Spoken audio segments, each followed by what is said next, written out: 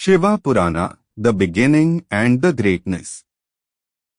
Goddess realized the intensity of genuine feelings of Chanchula and therefore asked the king of Gandharvas Tumburu, a Gandharva, holding a musical instrument tambura at that time, to appear before her. When he arrived, she said with a smile, "O Tamburo, you are devotee of Lord Shiva and you love him deeply. You know what I desire and therefore fulfill all wishes I tend and thus prove loyalty to the Supreme Lord. I am to make a request. God may bless you. You go to the mountains of Vindhya with devotee Chanchula immediately. A fearsome and deadly ghost lives there. You listen to Bidunga's tale of misery, which I shall relate to you from the beginning. Pisacha, ghost, was a Brahman in earlier birth. He was husband of Chanchula but had begun to visit women of easy virtues. He left obligatory functions of a Brahman. He ignored to clean body, did not take bath, failed to pray and worship and thus lived an impure life. Because of anger, he became an imprudent man and therefore failed to distinguish between good, honest and immoral karmas. After a pause, she said again, he was addicted to eating what laws of dharma prohibited, hated virtuous people and used to gift contaminated things and therefore corrupted even dana acts of charity. It became a natural karma. He indulged in acts of violence with astrasastras in hands. He ate with left hand, not a pious habit, for with left hand one cleanses one's night soil etc. He often tortured vulnerable people and then burnt houses of many in thoughtless and cruel manner. He loved executioners or gravediggers, chandala, of burial grounds and then regularly visited women of ill repute. He was a callous and wicked man.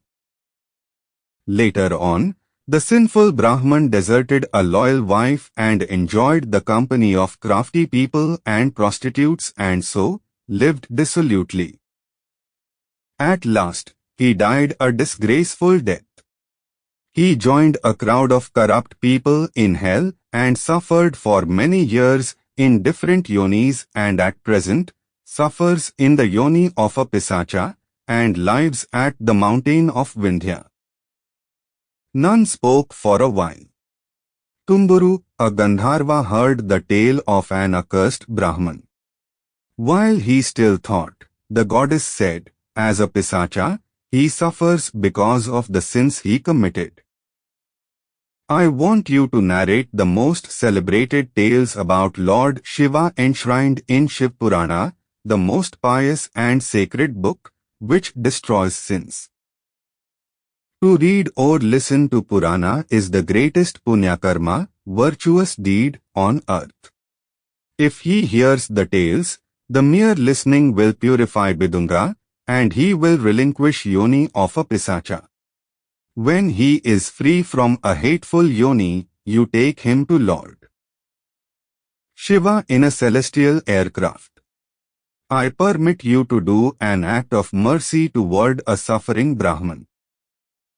Tumburu heard directions of the goddess and was happy. He was proud of destiny, for the most revered goddess of the three worlds had assigned a great and blessed job. Thereafter, the most beloved friend of celestial sage Narada, Tumburu boarded an aerial craft with Sadhvi, holy woman, Chanchula and quickly flew away and arrived on the mountain of Vindhya where Bidunga in the yoni of Pisacha lived. They saw a huge-bodied Pisacha with an inordinately large chin. At times, he, a terrifying figure, laughed, then wept, and afterward began to jump about.